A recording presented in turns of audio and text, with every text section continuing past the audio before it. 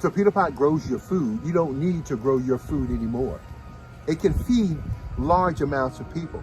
These torpedo pots, once they're set up, if one planter could do 30 beets, and we have approximately about 100 planters growing our food, we produce more food than a local farm. Oh man, I see a scientific breakthrough, you know, with such a huge beets and, you know, the leaves and, you know, it's amazing. I cannot wait to cook it and eat it. That's 3,000 beets I can pull out of my planters by using a household spigot to grow my food. Oh, dude, look at you, look at that. Buried. Give me, I'll hold the cup. Give me, okay. Shake the dirt off in there. And this is from seeds, okay, guys? Look at it. Holy moly, look at that, man. Woo! Wow, look at that, Jeff. Oh yeah.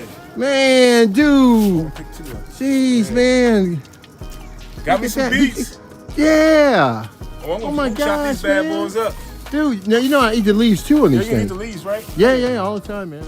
Look at that. Isn't that beautiful? This is what grows in your self-growing planter. And simply all you do is pull it out and enjoy life and eat it. Nobody's controlling you with your food supply. You have complete control over your food supply with torpedo pot. With torpedo pot, all you do is put your plants in and your seeds in, you set it, and you forget it. Natural. You got it. That's it.